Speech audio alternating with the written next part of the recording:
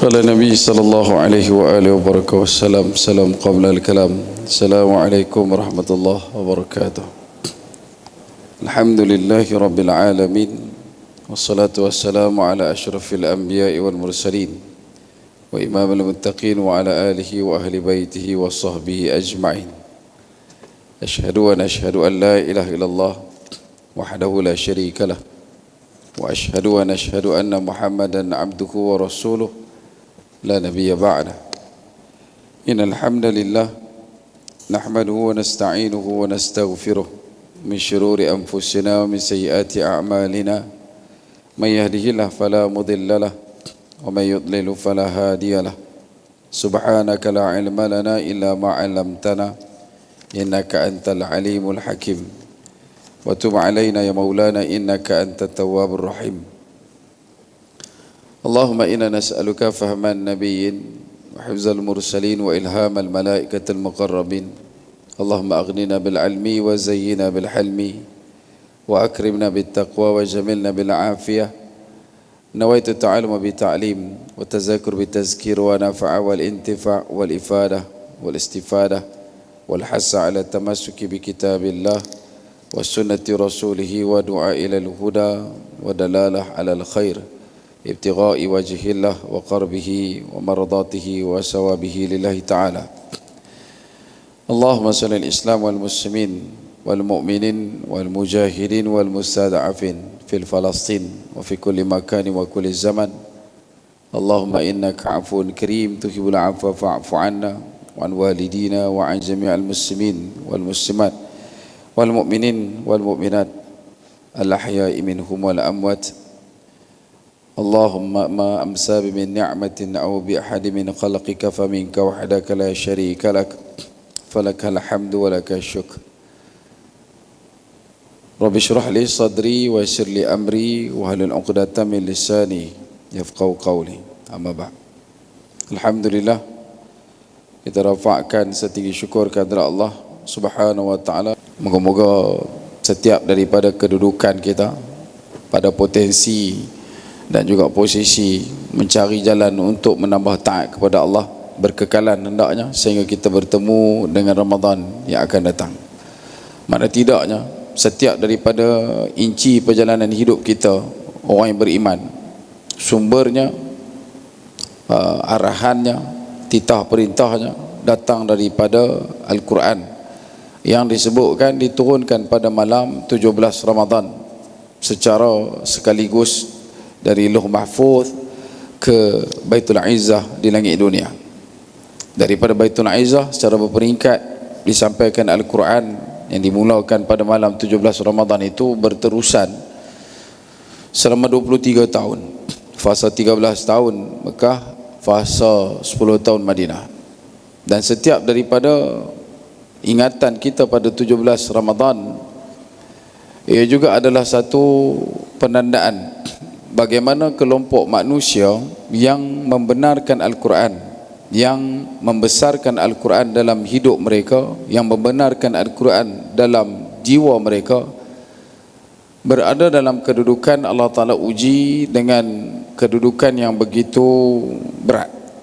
Antaranya adalah pengkisahan berkaitan dengan Perang Badar.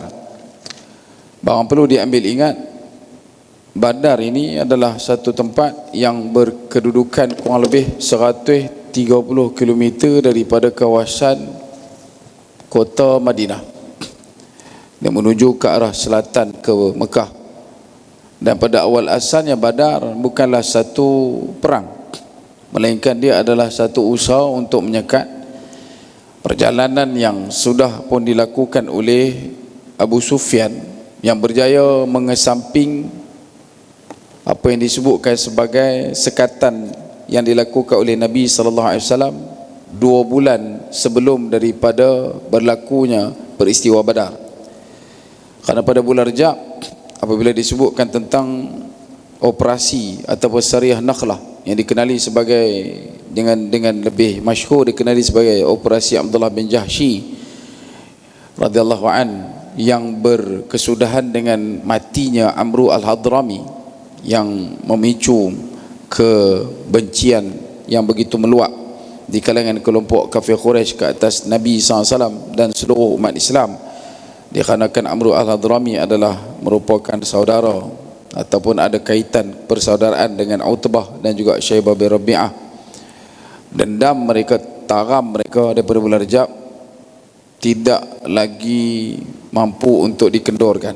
Apatah lagi bila mana Allah Ta'ala turunkan ayat Al-Quran di saat orang kafir Quraisy menuduh dengan begitu lantang betapa Nabi SAW adalah satu orang yang bila mana duduk di Madinah maka tidak lagi mengikut perintah Allah, iaitu tidak dibenarkan membunuh ataupun melakukan segala jenis intimidasi yang boleh mengakibatkan peperangan ataupun kematian di bulan Rajab.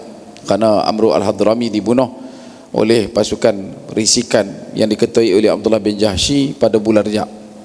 Jadi orang Mekah berkat duk guna modal itu, kata Nabi SAW adalah satu orang yang tidak baik dan sebagainya.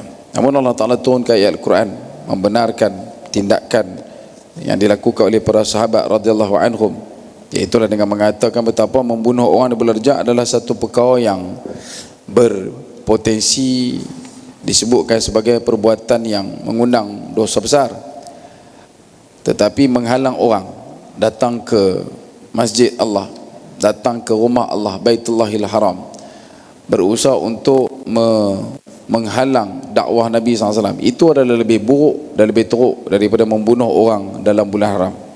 Maka disebabkan itu mereka masih lagi marah kepada Nabi, sehingga akhirnya berlakulah peristiwa yang disebutkan tentang baginda Nabi SAW melalui risikan yang dilakukan oleh sahabat Nabi SAW, iaitulah Talhah bin Ubaidillah dan juga Sa'id bin Zaid radhiyallahu anhuma, yang diarahkan oleh Nabi SAW untuk mengekori Abu Sufyan.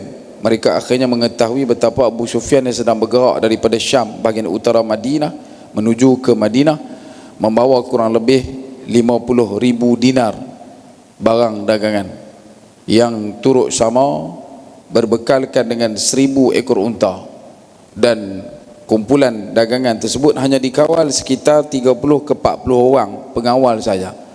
Jadi dengan jumlah harta yang sedemikian banyak, kalau ikut dalam perkiraan untuk minggu ni tak tahu berapa, tapi 50,000 dinar kurang lebih dalam 40 juta 800,000. Bawa naik unta lah, tapi unta pun 1,000 lah. Jadi bila Nabi tahu maklumat kata Abu Sufyan sudah bergerak daripada kawasan utara Madinah nak masuk turun mai ke Mekah, maka Nabi SAW memanggil para sahabat, siapa-siapa yang nak untuk join sekatan, nak rampas balik. Kerana setiap keuntungan yang sedang dinikmati oleh orang Mekah pada fasa tahun kedua hijrah itu, kata ulama, adalah masih lagi dikhanakan oleh harta tinggal yang terpaksa ditinggalkan oleh para sahabat Nabi SAW yang turut sama pergi ke Madinah. Abdurrahman bin Auf, Talhah bin Ubaidillah, begitu juga dengan sahabat-sahabat kibar yang lain yang merupakan orang-orang besar dalam dunia perdagangan Mekah, seperti macam Sayyidina Abu Bakar As-Siddiq radhiyallahu an. Jadi harta mereka ditinggalkan, bahkan dirampas. Jadi kalau setiap daripada keuntungan ataupun setiap daripada barang yang dibawa oleh kafilah pedagang orang Mekah yang nak dijual baik di Yaman ataupun di Madinah ataupun di Syam, maka itu pastinya adalah harta milik orang Islam. Dan sebab itu para sahabat yang berkeinginan ataupun menyambut seruan Nabi SAW untuk turut sama melakukan sekatan kepada Abu Sufyan adalah tidak ramai. Itu kata Ka'ab bin Malik radhiyallahu an, bila mana memberikan perbandingan antara perang Tabuk dan juga perang Badar, kata Ka'ab bin Malik radhiyallahu an, perang Badar tidak sama dengan perang Tabuk. Perang Tabuk kami dah maklum berbulan sebelum berlaku perang. Memang dipersiapkan, dilakukan latihan, diasah tajam pedang dan juga tombak, diusahakan untuk menjadi pakar dalam apa yang disebutkan sebagai penggunaan barang senjata. Sebab 3 bulan nak pergi perang, dah tahu dah nak pergi perang. Tapi Badar tidak. Badar tekad keluar dengan berbekalkan 2 ekor kuda dan juga beberapa ekor unta. Dalam riwayat sebut mencecah 70 ekor unta, dan memang keluar tu bukan nak perang, sebab nak sekat rombongan dagangan Abu Sufyan yang hanya dikawal dengan seramai 40 orang pengawal. Jadi kalau hantar 200 orang dah lepas cekak dah, 300 orang patah lagi. Sebab tu mula-mula nak pergi perang Badar, dia bukan perang, kata Ka'ab bin Malik, sebab memang asal keluarnya tu bukan untuk berperang.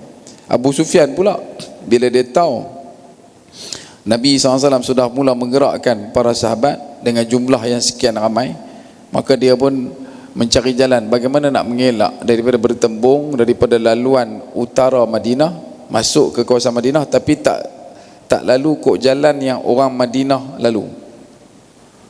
Manakala dia pula bawa unta 1000 ekor, dia bukan bawa 2 ekor unta, 1000 ekor unta. Jadi macam mana dia nak iung, dia nak kepung, dia nak bawa gu unta yang banyak tu nak lalu dekat laluan yang orang Madinah tak lalu. Maka disebutkan dalam riwayat bagaimana Abu Sufyan yang dia cerdik, dia orang yang terlibat lama dalam bidang perdagangan. Dia akan bergerak dulu lebih awal untuk cek laluan yang selamat, dan dia akan pergi setiap laluan yang boleh dilalui. Dan bila dia pergi dekat laluan tu tadi, setiap checkpoint yang dia pergi tu, dia akan pastikan tidak ada unsur kemadinahan. Maksudnya tu, laluan tu adalah laluan yang tak dilalui oleh orang Madinah. Sebab kafilah dagangan setiap negara, daripada Yaman, daripada Mekah, daripada Madinah, baik daripada Syam, mereka ada entiti dia, mereka ada apa yang disebutkan sebagai karakter perdagangan dia. Bahawa mungkin kalau nak tahu yang ni adalah kafilah dagangan daripada Mekah duk lalu jalan ni, maka di kiri kanan jalan tu tadi ataupun dekat tempat checkpoint tempat mereka berhenti akan jumpa barang-barang yang ada unsur kemekahan, ada benda-benda Mekah. Kalau Madinah ada benda-benda Madinah, kalau orang Syam ada benda-benda Syam. Jadi sampai ketak Abu Sufyan ni dia cek jalan sehingga dia pergi cek najis unta, dan dia kucarkan najis unta tu tadi, dia bagi recai. Dia tengok dalam najis tu, kalau dalam najis tu ada daun, ada pucuk-pucuk pokok, ada batang-batang yang lembut jadi makanan dalam makanan unta, maka dia akan ambil jalan tersebut. Sampai bak checkpoint yang satu lagi, dia akan cek pula tak mana ada laluan yang ada najis, dia akan cek dalam najis tu. Tapi kalau najis itu ada biji kurma, maka dia akan elak. Dia kucarkan najis unta dan dia jumpa biji kurma, dia akan elak laluan tu, dia akan ambil laluan lain. Sebab dalam fasa Yaman, dalam negara Yaman, Mekah, Madinah, hanya unta Madinah saja yang terkenal menjadikan kurma sebagai makanan mereka. Sebab sebab kurma di Madinah ni terlalu banyak sampai boleh dijadikan sebagai makanan kepada unta. Jadi Abu Sufyan ni dia tahu jalan mana yang unta Madinah tak lalu. Maksudnya takkan bertembung lah dengan pasukan Nabi. Dalam waktu yang sama dia hantar satu orang yang dijadikan sebagai utusan, namanya Damdam, yang dibayar untuk sampaikan berita kepada orang Mekah betapa dia ni sedang dalam keadaan berjaga-jaga untuk mengelak daripada ditahan sergap oleh baginda Nabi SAW. Maka Abu Damdam ni tadi bila dia sampai kat batas Mekah, dia berhenti unta dia, dia koyak baju dia, dia tumbuk muka dia, leleh darah keluar kot hidung, dia pusing pelana belakang, dia kusut masaikan kain lapik di bawah pelana, dan dia tarik, dia ragut tali-tali yang ikat di mulut unta dia, dan kemudian barulah dia masuk ke dalam kota Mekah dalam keadaan yang kusut masai, nampak macam teruk, macam kena tabuh tak ada dah. Dia buat cerita merung, dia kata betapa Nabi SAW sudah pun menyerang Abu Sufyan. Maka marah orang Mekah, kepala besarnya adalah Fir'aun umat ini, kata Nabi, iaitu Abu Jahal. Abu Jahal menggerakkan dengan sentimen emosi yang begitu menggelegak. Pembunuhan ke atas Amru al-Hadrami masih lagi berdarah lukanya. Tanah tempat disemadikan Amru al-Hadrami masih lagi memerah. Tetapi Muhammad SAW sekali lagi membuat onar. Maka dikumpulkan bala tentera yang berkapasiti seramai, peringkat awalnya 1,300 orang. Setiap inci tanah Mekah, rumah yang ada di bawah payungan gemawan Mekah, semuanya merelakan ahli keluarga mereka, anak mereka, suami mereka, bapa-bapa mereka untuk turut serta dalam perjuangan emosi yang dibawa oleh Abu Jahal. Sehingga kan tidak ada satu rumah pun yang tak hantar wakil, kecuali satu kabilah Kalau tak silap nama dia kabilah Bani, bukan Bani Ka'b, ada satu kabilah ni, berkabilah ni yang tak hantar apa nama ni wakil daripada keturunan mereka untuk pi dalam perang Badar.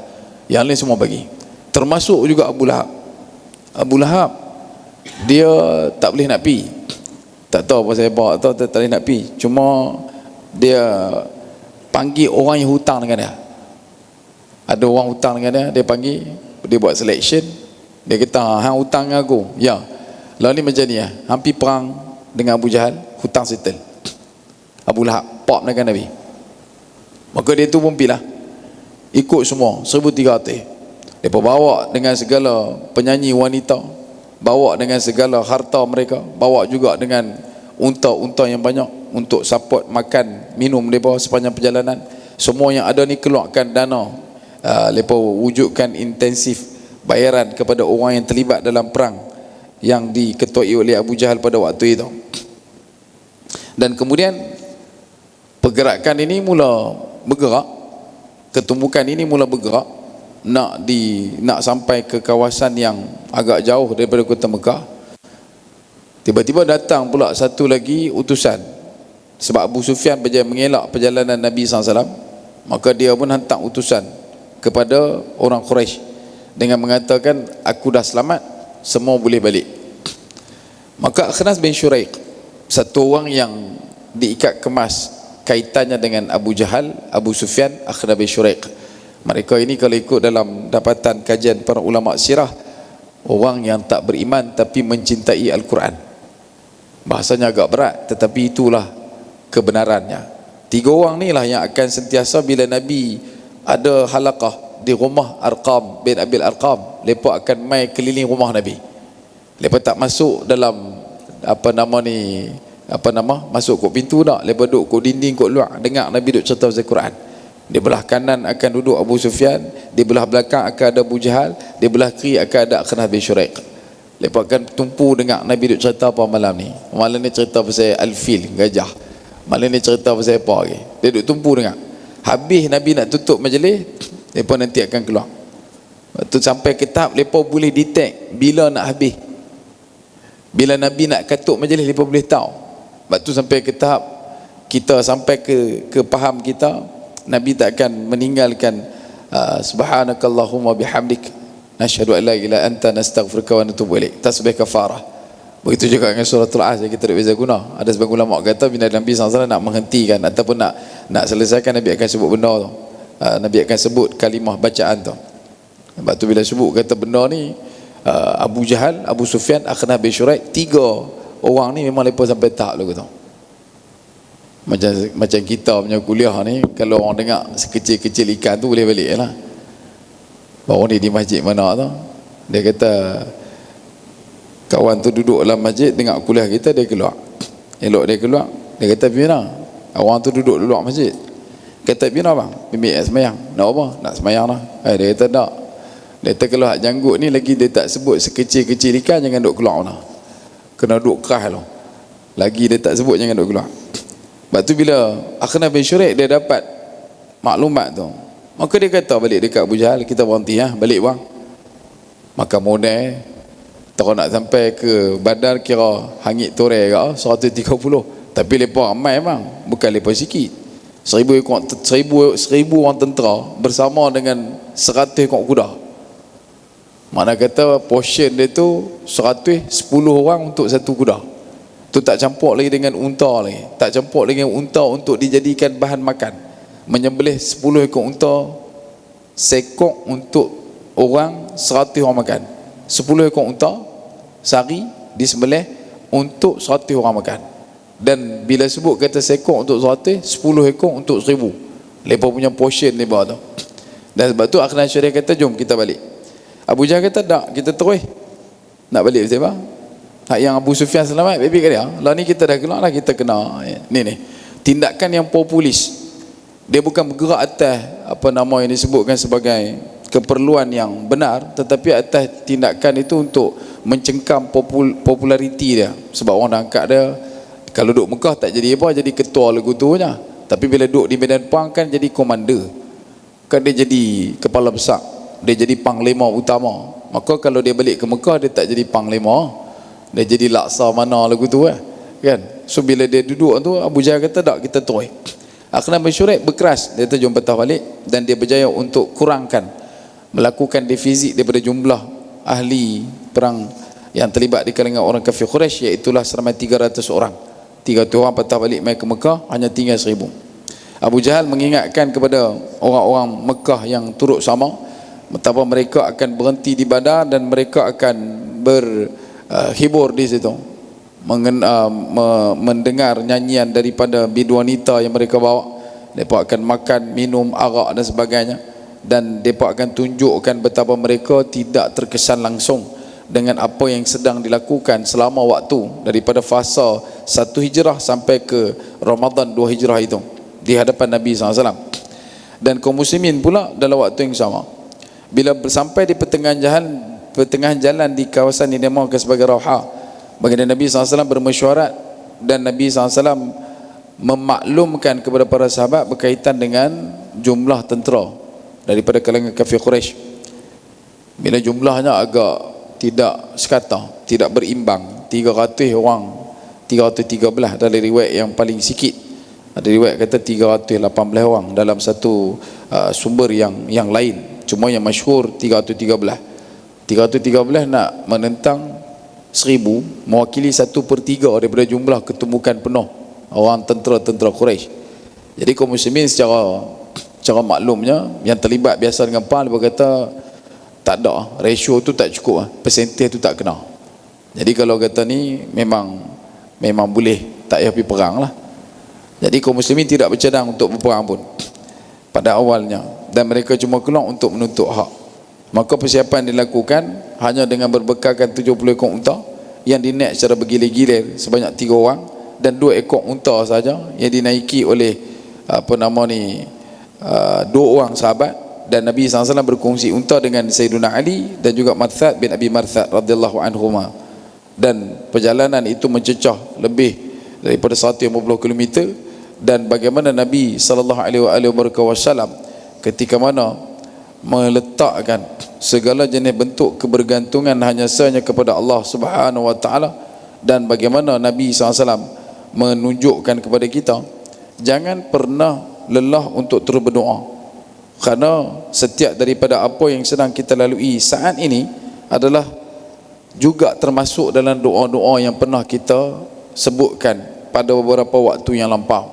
Bahkan kata ulama, bukan dekat doa kita, doa bapa kita dan juga tok nenek kita dulu yang pernah mendoakan untuk kita, yang disebutkan pada kalimah Allahumma firlil muslimin wal muslimat wal mu'minin wal mu'minat al ahya'i minhum wal amwat. Dalam fasa yang disebutkan 17 Ramadan, malam 17 Ramadan tu, Nabi SAW berdoa berterus-terusan, sehingga kata Sayyidina Abu Bakar As-Siddiq radhiyallahu an, jatuhnya ridak Nabi SAW tetap terus membacakan doa, memohon kepada Allah SWT. Orang kafir yang ramai duduk di bawah, di kawasan dekat dengan medan Badar, mereka berhibur. Namun pada malam 17 Ramadan, Allah Ta'ala menentukan perkara yang sebaliknya. Ditimpakan ke atas mereka hujan yang lebat, sehingga becak lecah di lantai-lantai tempat mereka membina markas untuk dijadikan sebagai kawasan tidur rehat mereka. Di kalangan orang Islam yang memikir dengan begitu cermat, dengan begitu sayu hati, sedang memperkukuhkan betapa esok perang Badar ini adalah hari yang mana mereka akan bercerai tanggal dengan dunia. 300 menentang 1000 pada kekeleta manusiawi adalah satu benda yang maklum. Maka mereka menyerahkan diri mereka kepada Allah, mereka menyerahkan diri mereka pada ketentuan Allah Subhanahu wa taala. Risau gelisah yang ada dalam jiwa mereka, Allah Ta'ala balas dengan apa yang disebutkan dalam Al-Quran pada dalam Al-Quran dengan menyebutkan betapa dalam surah Al-Ahzab antaranya Allah Ta'ala turunkan hujan yang renyai-renyai. Di sebelah mereka tu hujan lebat sampai tak boleh nak tidur lena. Yang tempat orang Islam ni di balik bukit yang ada dekat kawasan dekat dengan Badar, dekat situ Allah Ta'ala turunkan hujan yang gerimis.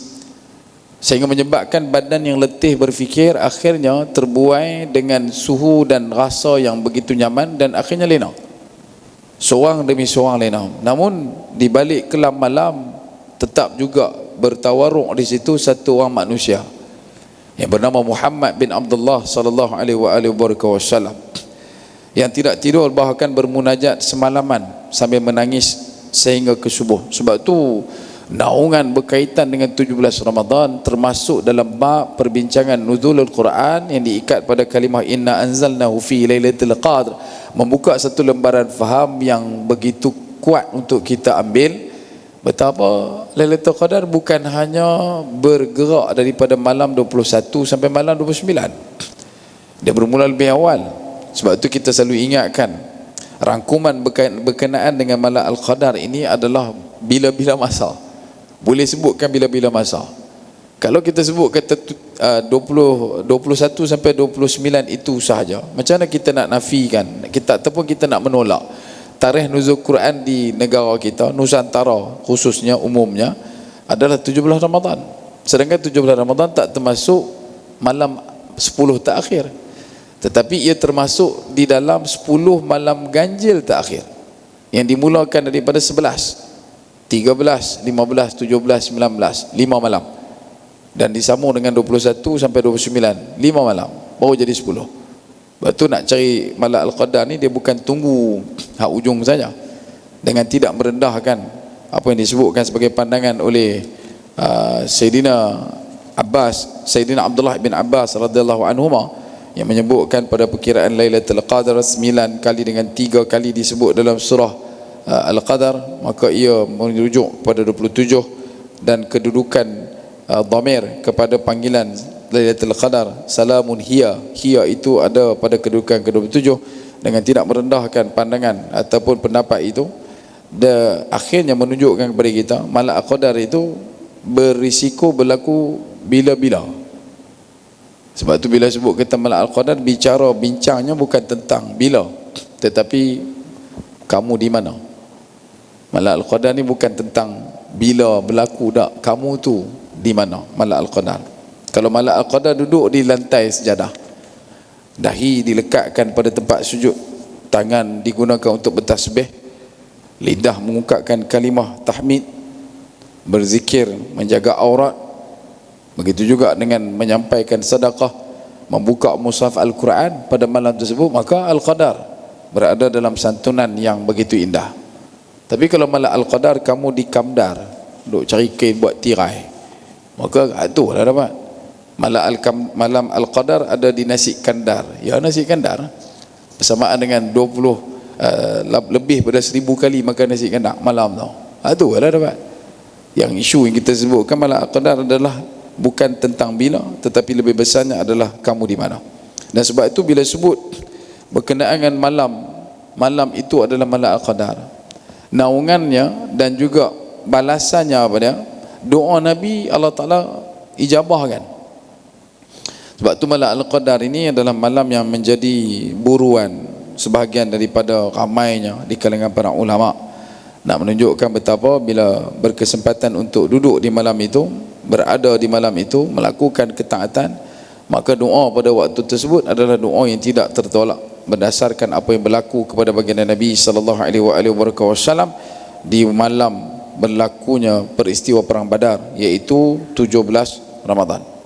Bila perang bermula, kedudukannya menjadi lebih dramatik, beremosi, kerana yang berhadapan dengan kelompok orang Islam adalah kaum puak mereka juga, adik-beradik duduk di Mekah. Hak yang duduk di bahagian orang kafir Quraisy pun bila tengok orang Islam lah, dia kata kenal adik-beradik dia, jiran dia, kaum puak dia, ada adik dengan abang, ada ayah dengan anak yang bertembung dalam perang Badar. Tetapi dikanakan hak, dikanakan apa yang disebutkan juga sebagai pembeza antara hak dan batil, Yaumul Furqan, maka dikanakan itu tidak diingat dan tidak diangkat baik keturunan susur galur salah silah, tetapi yang lebih utama pada waktu itu adalah hanya kalimatul haq, la ilaha illallah Muhammad Rasulullah. Dan berpencaklah para sahabat dalam medan perang, dalam keadaan Allah Ta'ala persiapkan dengan ribuan bala tentera daripada kalangan para malaikat.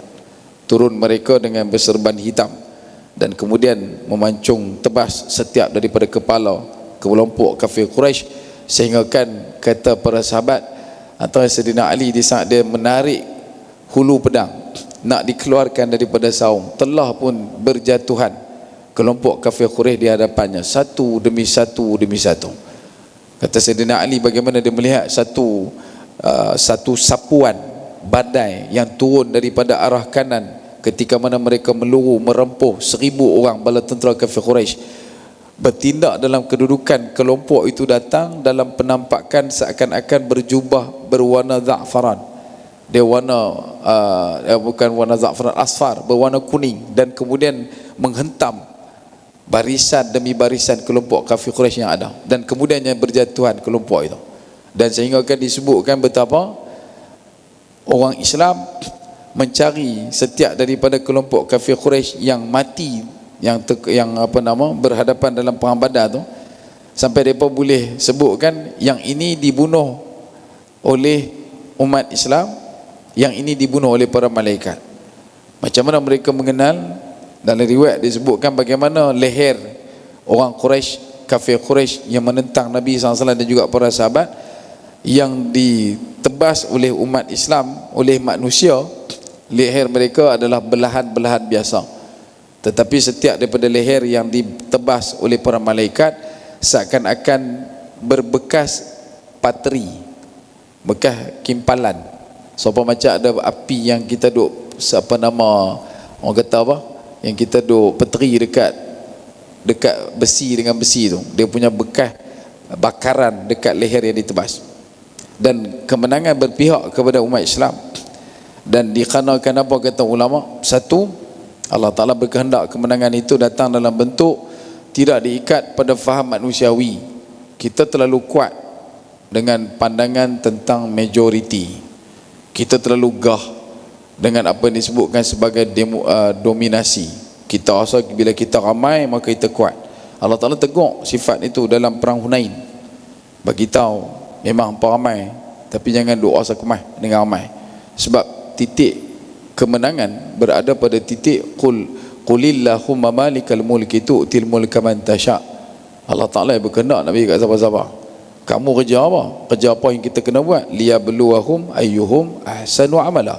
Buat yang paling baik. Bila berdoa, doa yang paling baik.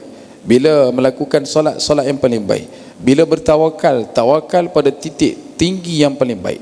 Bila muraqabah, datangkan, hadirkan rasa yang paling baik. Bila kita bersedekah, pastikan yaqinan sadiqah, sedekah kita tu benar, sedekah kita tu sedekah paling baik. Bila kita berpuasa, berpuasa paling baik. Bila mana kita qiyam paling baik, Quran yang baik, silaturahim yang baik. Bila kita dah buat semua baik, kemenangan yang kita harapkan, yang kita hadapkan itu adalah kemenangan yang duduk dalam apa yang Allah Ta'ala berkehendak. Sebab tu umat iman, kemenangan bukan dalam bentuk planet ataupun cara kita faham. Sebab kita berdiri pada keadaan aish azizan maut syahidan, hidup mulia mati syahid. Makna kata hidup, kalau menang hidup mulia, mati juga menang sebab syahid. Yang tu lah. Itu dalam isu berkenaan dengan perang Iran dan sebagainya. Ada lagi duk bunyi kita nak sokong apa kaedah mudah dia kita sebutkan. Kalau ambil daripada fatwa Al-Qardawi, dia kata kita boleh menyokong mana-mana negara yang menentang mana-mana musuh yang memusuhi kita. Maksudnya sekarang ni pada isu Iran dan sebagainya, maka Iran sedang bermusuhan ataupun mengisytiharkan dengan sungguh-sungguh Israel itu musuh mereka. Maka kita bersatu untuk itu. Wahdah fil maidan. Kita bersatu di medan perang. Bukan menerima setiap daripada keakidahan mereka, juga tidak pernah menerima setiap daripada pencabulan, pembunuhan yang dilakukan ke atas umat Islam, tetapi untuk ruang itu. Kenapa kita bersikap dan bertindak demikian? Ia adalah kerana kefahaman yang mudah, iaitu kalau nak tanya panjangnya sungai, tanyalah pada seluang. Kalau nak tahu dalamnya lubuk, tanyalah memerang. Nak tahu luasnya padang, tanya belalang. Nak tahu luasnya hutan, tanya pak belang. Maka kita tanya kepada siapa? Kita tanya kepada ulama jihad yang duduk di keliling kawasan, termasuklah di Palestin, termasuklah di Syria, Lebanon, Jordan, Iraq, dan juga ulama-ulama yang utama dalam bab pembabitan tentang semboyan dan juga seruan jihad di seluruh dunia. Apa mereka sebut kan? Mereka mengatakan betapa mereka menyokong setiap pada tindakan ketenteraan yang dilakukan dalam serang balas oleh kerajaan Iran. Jadi kita menyokong itu. Dalam bab yang lain tidak. Bukan dalam bab akidah tidak. Kalau kita main dalam bab akidah, bukan akidah kita. Kalau kita nak cerita berkenaan kita setuju dengan setiap keadaan mereka memahami iman, tidak. Mereka adalah pencaci maki Ummahatul Mukminin Sayyidatina Aisyah. Mereka adalah pelaknat ke atas Sayyidina Abu Bakar As-Siddiq. Takkan mungkin kita boleh terima. Tetapi untuk situasi yang sekecil itu ataupun seruang itu, maka kita duduk dalam keadaan wahdah fi maidan, menyokong tindakan itu. Dan begitu jugalah dengan perkara yang lainnya. Kalau ada nanti negara Islam yang lain bertindak mengisytiharkan Israel sebagai musuh mereka, maka kita juga akan menyokong negara-negara yang melakukan perisytiharan tersebut. Selama masa itu, mana-mana yang bangun menentang, maka kita akan tetap terus bersama dengan mereka. Jadi yang tu saya sempat untuk kita kongsikan dengan tuan-tuan pada petang ini. Apa yang kita boleh ambil daripada ketetapan berkaitan peristiwa Perang Badar, bukan hanya tentang jumlah syahid matinya, 14 orang syahid dalam medan Badar, sepatutnya memberikan kepada kita satu kegagasan ataupun rasa teringin benar untuk meraih matinya syahid. 6 di kalangan Muhajirin, 8 di kalangan Ansar. Sampai ulama kata golongan Ansar ni adalah orang yang tak ada meta kita nak ugak. Bukan kena mengenal dengan mereka. Kalau ikut pada segi perjalanan berlakunya perang Badar, tak ada kena mengenal mereka. Tapi mereka sanggup untuk menjadi dinding utama menghalang dan menghadang setiap pada hentaman tentera musuh mencari Nabi, yang berakhir dengan 8 orang daripada kalangan Ansar yang syahid. Quraisy 70 orang terbunuh, 70 orang ditawan, yang lain pakat lari habis. Yang terbunuh adalah Abu Jahal, Utbah bin Rabi'ah dan Syaibah bin Rabi'ah, dan juga termasuk Umayyah bin Khalaf yang merupakan orang yang menjadi tuan kepada Sayyidina Bilal bin Rabah radhiyallahu anhu. Ketika mana dia dibawa untuk dihadapkan kepada Rasulullah, Umayyah bin Khalaf, bila dia dibawa, kemudian orang yang tangkap Umayyah ni dia lalu dekat kawasan yang dekat juga dengan Sayyidina Bilal. Kemudian dia faham, wahai Bilal, kami dah pun tangkap Umayyah bin Khalaf. Maka Sayyidina Bilal terus meluru pi dekat kawan tu. Dia kata jangan duk serah kat Nabi, dia ni tak layak untuk ditebus tawan, dia hanya perlu untuk diselesaikan. Dan akhirnya dia, Umayyah bin Khalaf telah pun dibunuh. Dan sebab itu bila sebut berkenaan dengan perasaan situasi tentang apa yang disebutkan perang Badar, ia adalah satu perkara yang amat menyesakkan bila kita membaca satu demi satu. Ia menunjukkan asal keteguhan negara Islam dan bukti bahawa kemenangan datang hanya dengan iman. Hanya dengan iman, dia bukan dengan bilangan. Kemenangan hanya datang dengan iman, tuan-tuan, bukan dengan bilangan. Tak perlu nak besarkan rasa takut tu. Sebab takut tu bermakhluk. Tapi hari ini benda tu sukar untuk dimudahkan dengan faham yang jelas. Imam Al-Qurtubi dia menyebutkan Allah menamakan Badar sebagai Al-Furqan kerana dengannya terpisah jalan benar dan kebatilan secara nyata. Lepas pada perang Badar, seluruh tingkat kekufuran, kekafiran kecut menguncup, tak kembang biak depan Nabi.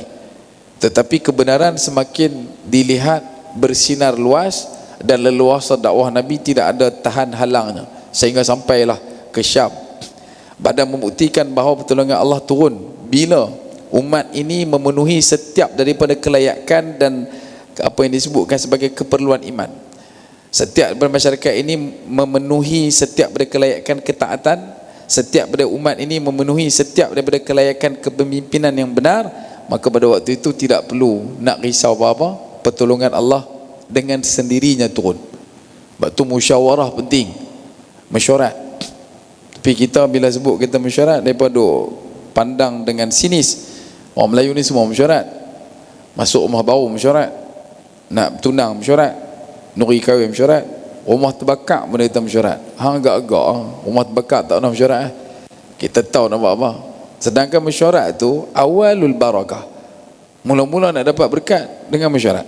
Sebab dekat situ ada redha, ada dekat situ apa yang disebutkan sebagai wala'. Kita taat pada keputusan, kita keluar dengan satu derap langkah yang sama, kita tidak meninggalkan barang satu yang lain, kita utamakan tujuan dan objektif setiap daripada keperluan mesyuarat. Imam Az-Zuhri dia kata tidak ada satu peperangan pun yang lebih diberkati melainkan Badar, daripada sudut kesan dakwah dan sudut impak kehancuran ke atas tentera musuh. Tak ada perang lain yang sesolid dan sekomplit itu. Sebab tu kemenangan ini perlu untuk kita ingatkan, dia bukan datang dengan jumlah angka persiapan, tetapi dengan iman. Dia bukan tentang banyak mana kamu beramal, tetapi sekuat mana dan seteguh mana kamu melakukan amalan itu berdasarkan iman. Musyawarah adalah titik utama kepimpinan dalam Islam. Apa pun kena mesyuarat. Dari peringkat keluarga mesyuarat, pasangan kena mesyuarat, seorang-seorang boleh tak mesyuarat.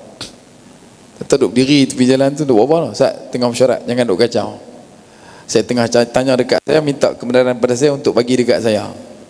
Boleh jadi tak? Kalau kata jenis lagu tu, dia kena cucuk lah. Dia kena bawa pintu apa nama wat lebar. Mana mungkin dia boleh minta kebenaran dekat diri dia untuk bagi kebenaran dekat orang yang dia juga. Tapi yang tu hidup jadilah, ini hidup jadilah. Sebab tu bila sebut berkenaan dengan musyawarah, pasangan, keluarga, komuniti, bahkan negeri negara, perlu dituntaskan dengan syura. Doa dan tawakal adalah senjata yang lebih tajam depannya daripada setiap muncung-muncung tombak dan setiap bilah tebas pedang. Yakinnya di situ. Dia bukan duduk dalam keadaan hanya main di ujung-ujung waktu. Dia nak pi tu dah kena lah. Sebab tu dalam tafsir Quran Al-Azim kata Abu Fidah bin Ismail, Ibnu Kathir, barang siapa yang ada hajat besar pada esok harinya dan malamnya itu dia membacakan surah Yasin, maka perjalanan perbuatan ataupun rancangan dia pada esok hari itu adalah dipermudahkan. Dan begitu juga siapa yang ada urusan pada malam harinya dan siang harinya membaca surah Yasin, maka dia akan dipermudah keurusan oleh Allah SWT. Kerana apa? Kerana diambil daripada hijrah Nabi. Sebab Nabi nak melakukan hijrah yang besar sehingga mengakibatkan iblis turun campur tangan, dan setiap daripada kafir Quraisy hanya nak pastikan Nabi mati, maka Nabi baca surah dalam banyak-banyak surah, kata ulama, surah Yasin pada malam 27 bulan Safar, hari Khamis malam Jumaat. Dan Nabi baca surah tersebut untuk memulakan perjalanan Nabi SAW. Kerana dalam surah itu, kata ulama, termuat dengan segala nilai tawakal yang paling tinggi. Fa innama amruhu idza arada sya'an ay yaqula lahu kun fayakun. Menabak kata betapa berserahnya kita kepada Allah. Kita duduk hanya di antara dua huruf, huruf kaf dan huruf nun. Kita duduk antara dua tu je, kaf dan nun, tak lebih tak kurang. Bila Allah Ta'ala kata kun fayakun, itu ya. Dan kemudian dalam usaha yang sama juga minta mohon pada Allah, moga diberikan kesenangan, ketenangan, kejayaan dan juga kemudahan. Wala dan juga i'tiraf, redha, mengikut setiap daripada arahan, disiplin. Itu adalah satu perkara yang merupakan yang disebutkan sebagai ikatan rasmi dalam menjemput kemenangan. Kalau tiada disiplin, tak taat pada arahan, maka kita adalah orang yang membuang masa dalam gerakan peperangan kita. Dan Allah hanya menolong agamanya melalui hamba yang mendapat nilai mukhlis, hamba yang mukhlisin lahuddin. Sebab tu dalam situasi perang kita akan sebut kalimah itu. Bila masuk dalam Ramadan, kita akan berperang dengan nafsu kita. Dan bila kita berjaya berperang dengan nafsu sehingga habis, akhirnya masuk bulan Syawal, malam raya tu kita akan sebut kalimah tu, mukhlisina lahuddin walau karihal kafirun. Kekafiran dekat situ, kata ulama, bukan dekat takbir raya yang kita sebut ni digunakan di medan perang, tetapi juga digunakan untuk kita meletakkan dan membesarkan rasa syukur pada malam 1 Syawal itu, kerana kita berjaya menghadapi musuh-musuh nafsu dan kita berjaya membunuh setiap daripada titik-titik kekafiran yang besar dalam jiwa. Sebab tu kita layak untuk sebut kalimah mukhlisin lahuddin walau karihal kafirun. Sebab tu bila sebut tentang penutup berkaitan dengan perang Badar, maka jelaslah kepada kita betapa Allah Subhanahu wa taala memberikan jaminan yang begitu kuat bagi orang yang benar-benar menjadikan Allah Subhanahu wa taala sebagai Tuhan yang layak disembah. Yansurkumullah fala ghaliba lakum. Dalam surah Al-Imran ayat 160 Allah Taala berfirman, jika Allah menolong kamu, maka tidak ada siapa yang mampu untuk ghalib, untuk menjatuhkan kamu, mengalahkan kamu. Jadi yang tu saya sempat untuk kita kongsikan dengan tuan-tuan pada petang ini. Selamat menyambut malam yang ke-19. Malam ni malam 19 kembali ni malam 18. Moga-moga Allah Ta'ala panjangkan umur kita dengan kesihatan dan keafiatan serta ketaatan sehingga akhir bulan Ramadan, dan disempatkan kita untuk masuk sampai ke bulan Ramadan yang akan datang. Jadi takat itu dulu, kita tutup dengan tasbih kafarah dan surah Al-Asr. Subhanakallahumma wa bihamdika asyhadu an la ilaha illa anta nastaghfiruka wa natubu ilaika. Subhanakallahumma wa bihamdika asyhadu an la ilaha illa anta nastaghfiruka wa natubu ilaika. Subhanakallahumma wa bihamdika nashhadu an la ilaha illa anta nastaghfiruka wa natubu ilaika. Bismillahirrahmanirrahim. Wal 'asr innal insana lafi khusr illa alladhina amanu wa 'amilus salihat wa tawassaw bil haqq wa tawassaw bis sabr. Aqulu qawli hadha wa astaghfirullahal 'azim wa lakum wa lisa'ilil muslimina wal muslimat wal mu'minina wal mu'minat fastaghfiruhu fayaghfirul mustaghfirin walhamdulillahil alamin. Akhir kalam, sekecil-kecil ikan pasti ada isinya, sebesar-besar ikan pasti ada tulangnya. Wassalamualaikum warahmatullahi wabarakatuh. Wallahu ta'ala alam.